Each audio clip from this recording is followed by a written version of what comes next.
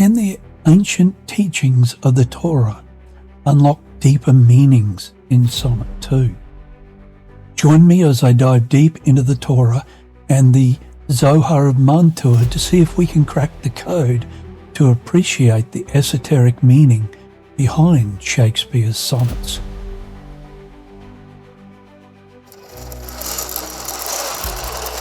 The first verse in Sonnet 2 opens with, "When 40 winters shall besiege thy brow," which scholars should have considered as religious sonnets, because this was from the Torah about Abraham. The poet intended for the sonnets to be understood by only a small number of people with a specialized knowledge or interest in Jewish Kabbalah, because the two primary sources of the sonnets were the Zohar of Mantua and Zohar Adash, both written in Aramaic and Hebrew, which is very interesting indeed.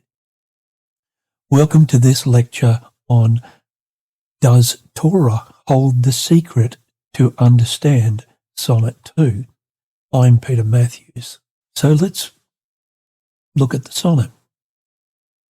"When 40 winters shall besiege thy brow, and dig deep trenches in thy beauty's field, thy youth's proud livery so gazed on now will be a tottered weed of small worth held. Then being asked where all thy beauty lies, where all the treasure of thy lusty days, to say within thine own deep sunken eyes, were an all-eating shame and thriftiless praise, how much more praise deserved thy beauty's use?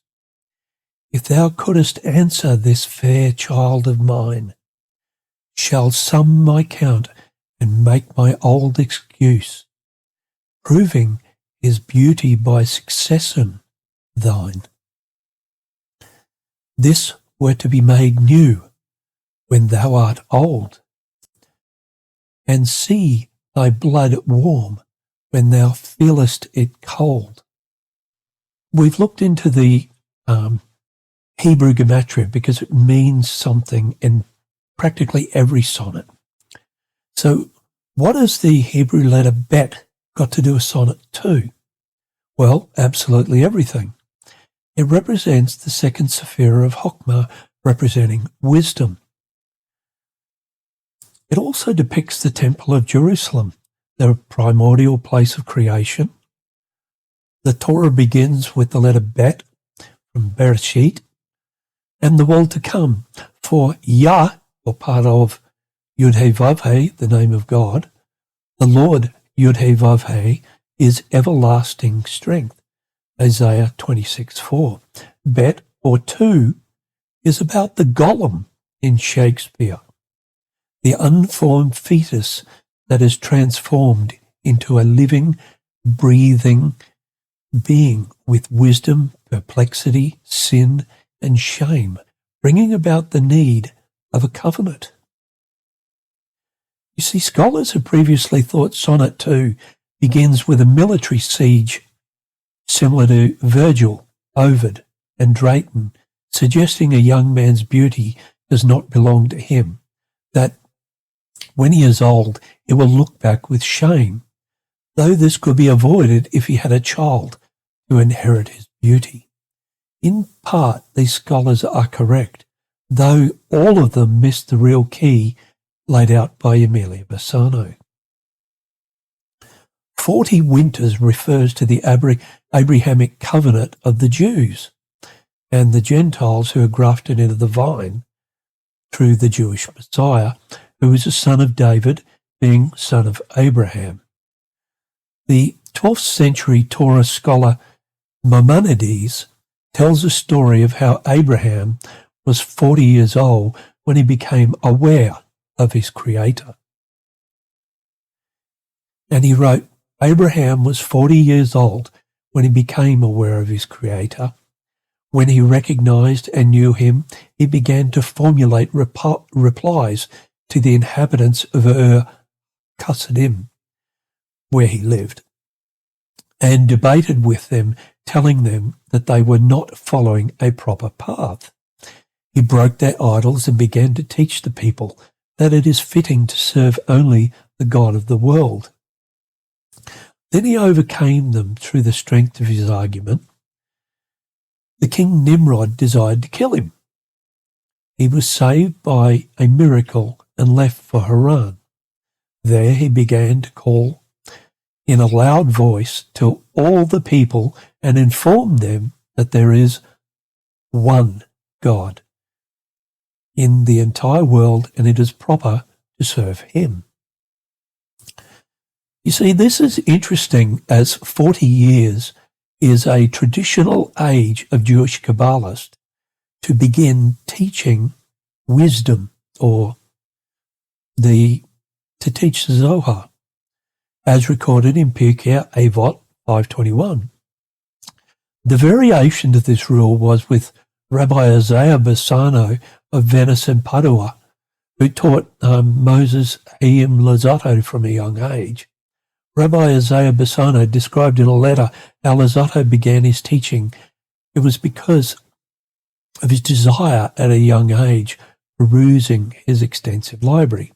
And I quote, "And he used to come to my house every morning early, light and swift as a deer, to learn the words of the living God. He searched all through my library, found there some writings that God granted me, and also tasted the tree of life.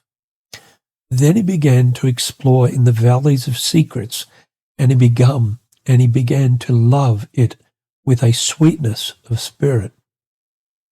So why am I telling you this? Because I'm building upon a foundation to reveal the true meaning behind the sonnet. These insights will enrich the interpretation of Sonnet 2. So bear with me for a moment and I'll show you the keys. We learned that the second part of Zohar 1.1a, Rabbi Shimon teaches of God's covenant through Abraham, concealing it within the seed of the rose, which we covered in Sonnet 1. This seed endures, unlike other seeds, for the tree of life is above all trees bearing fruit. That's from Genesis 1:12. See, the Torah is the middle line of the tree of life, with mercy to the right side and judgment to the left side.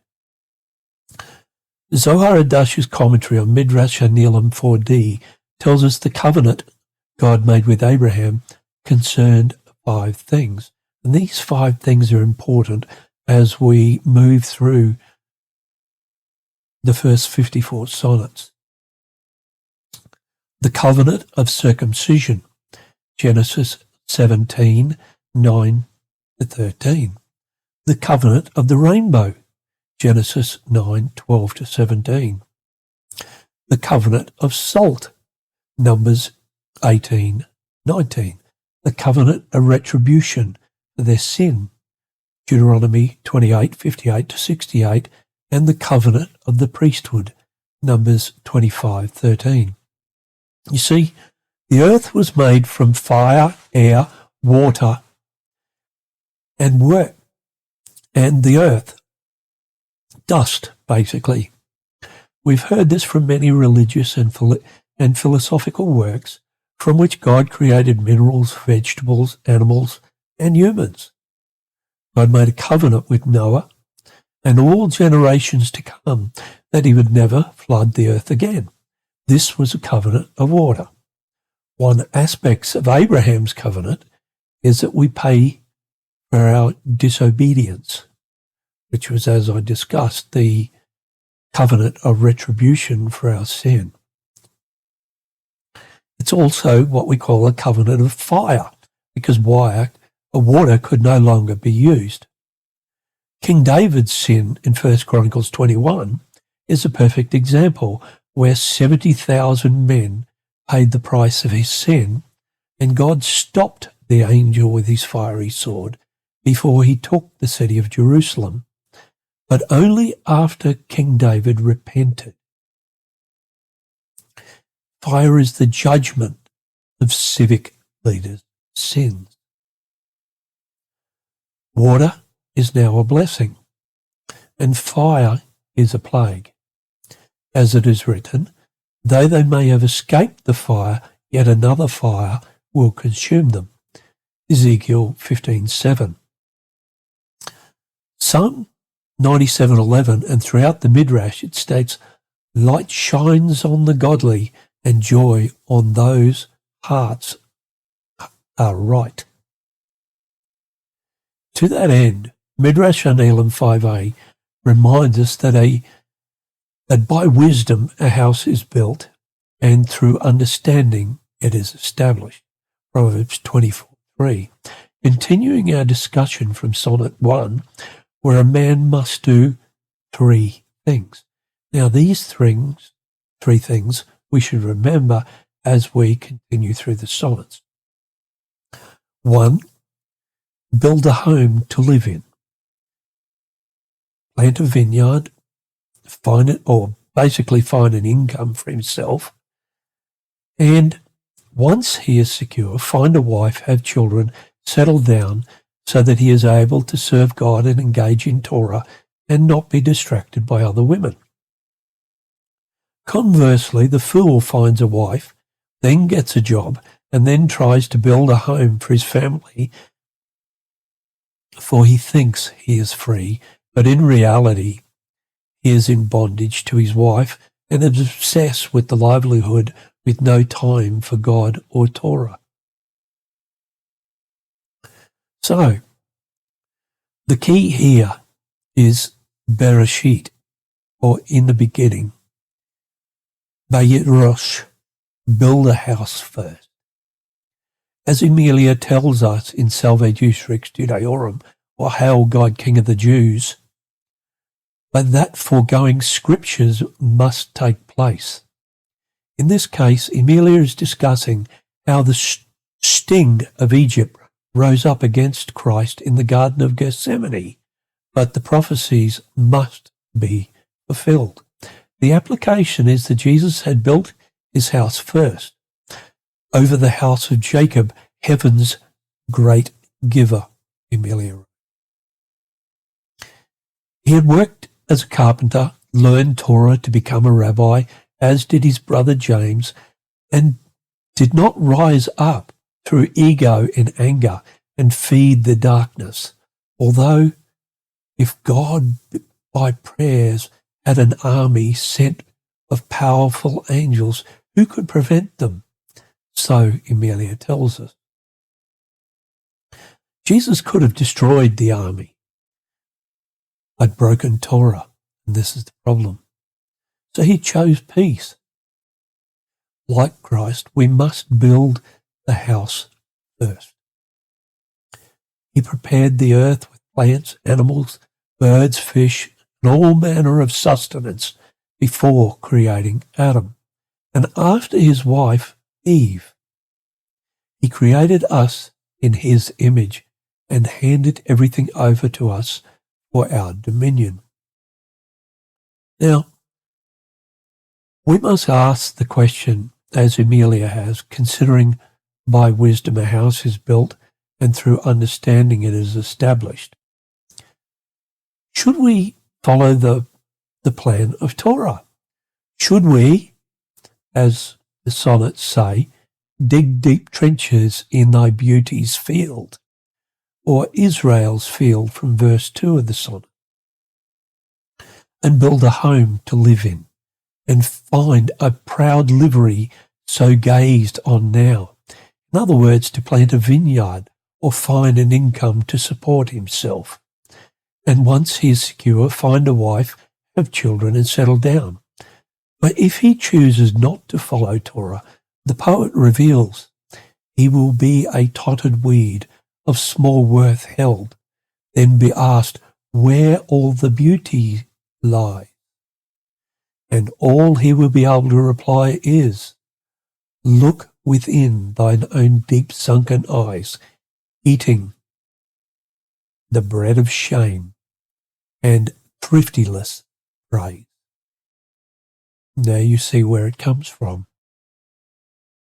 It's about the Abrahamic Covenant and the life of Abraham. See, as a young man growing up, Abraham was a son of Terah, according to Genesis 11:26-28, and they lived in Ur-Kasdim, and then moved to Haran, also known as Aram, which is where his father passed away. According to Joshua 24:2 and 15, Terah was an idolater, and so was his family, including Abraham, up until the age of 40 winters, before his brow was besieged by the Almighty God. There are two secret codes here: Abraham's brow and the bread of shame that we'll now investigate. The principal deity of Ur-Kasdim was from the Sumerian Nana, meaning light giver, essentially a moon god, and in Haran it was the same astrological moon god named Sin.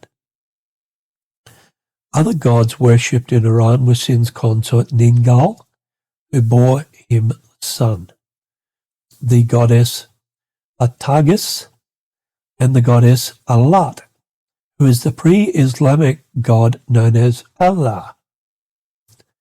Yeah, but you didn't know that one. It's actually recorded by an 8th century Muslim scholar who recorded the history of the Jews and what is actually stored and the ancient gods. Look it up. I've written a paper on it. Anyway, Yud-Heh-Vav-Heh was certainly a jealous god. See, Abraham had dug deep trenches, and I mean real trenches in clay, in thy beauty's field, referring to the majesty of creation and imagery of the beauty of the future of Israel. And he made brick in thy youth's proud livery. See, it has a wonderful double meaning. That is in servitude to sin, building the sanctuary of Hilul, in servitude to his father. Though like the Tower of Babel, they will be a tottered weed of small worth held. Then being asked, where all thy beauty lies? The Zohar 112a tells us Sarah was the daughter of Haran, Abraham's brother, not Terah. Therefore, she was his niece. Many scholars have got this wrong. So I just wanted to clear that up. We can then understand the verse to say within your own deep sunken eyes were all eating the bread of shame is due to the sin of Adam, not Abraham, and all human souls fell with the sin of Adam. The bread of shame has been a doctrine of the Jews and particularly the Pharisees for many centuries. Billy Phillips said that we receive nothing in this physical dimension known as planet Earth without earning it. You see, many Jewish Kabbalists agree that nothing is free, although believing it is our ego that has caused us to be subject to the adversary or Satan. And it is all just thriftless praise. Satan will eventually send us a bill, which could result in the loss of happiness, business, marriage, or our health.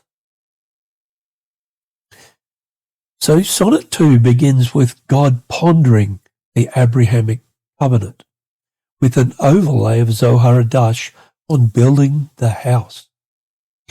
Then launches into God's planning of creation prior to man, basically day 1 and day 2, and his concealment of light because of his own foreseeing Abraham's family and friends in sin.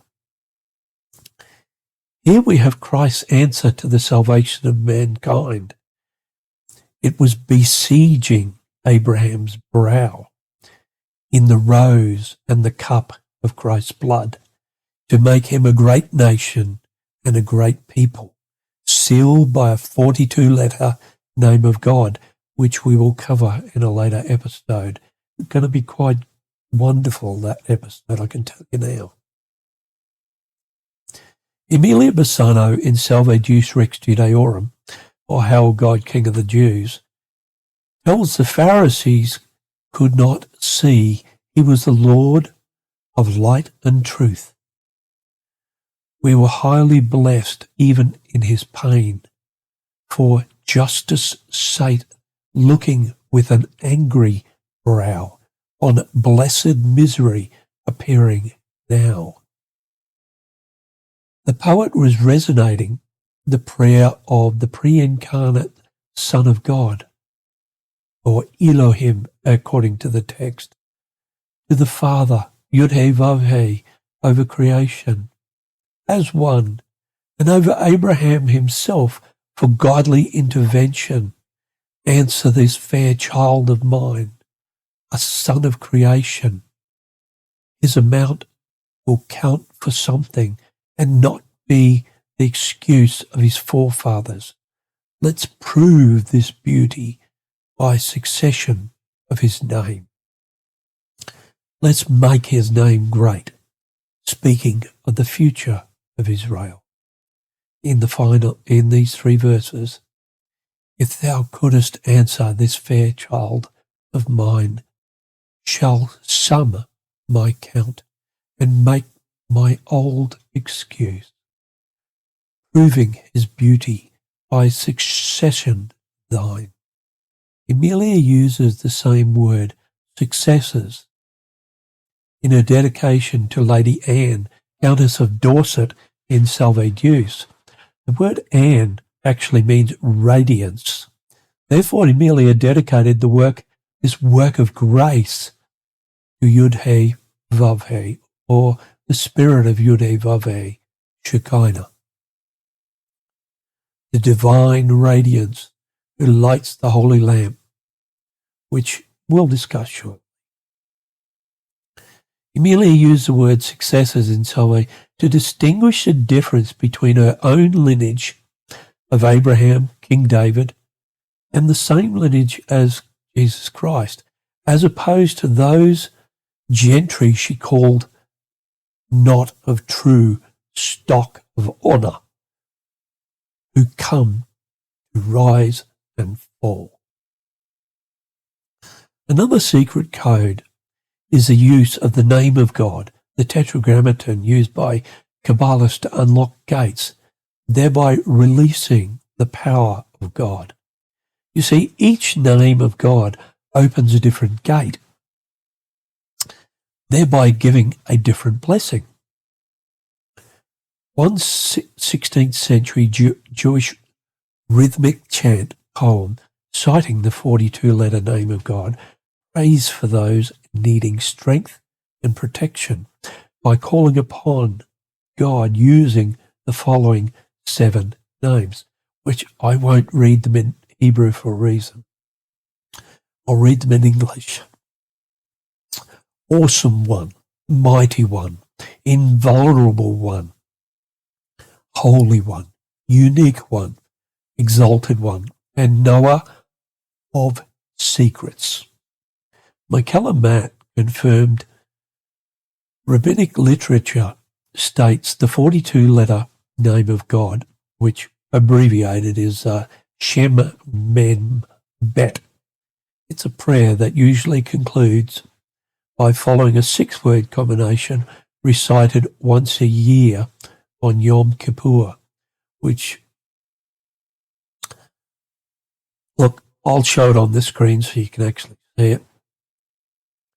Now, this is taken from the Babylonian Talmud, Yoma 66a, in instruction on Yom Kippur, where the priests and the people standing in the temple courtyard, where they would hear the explicit name or the 42-letter name of God, and they prostrate themselves on their faces and say, and I'll read that in English rather than Hebrew, "Blessed is the name of his majesty forever and ever." Interestingly, this 42-letter name of God is also the force behind the mitzvah, a divine connection for a Jewish man to build his house, study Torah, commit to work and good deeds, marry and procreate. Consequently, the imagery is a double-edged sword drawing on the blessing of God, appropriating the divine judgment and severity that appears in the story of creation since the fall accompanying the primordial sin, which Kabbalists believe is their task to counteract by drawing divine mercy and love to repair the world, or tikkun olam.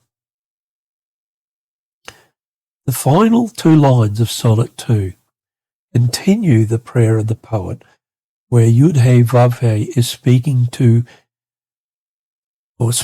over creation and over Abraham himself for godly intervention, where he is to be made new by the promises as follows: "My covenant I will establish with Isaac, whom Sarah shall bear to you at this time next year." Genesis 17:21. "I will certainly return you according to the time of your life, and behold, Sarah your wife shall have a son." Genesis 18:10. Now, even though Abraham was 99 years old, he dared to believe God that he would be made when thou art old, from Emilia again, with warm blood running through his veins.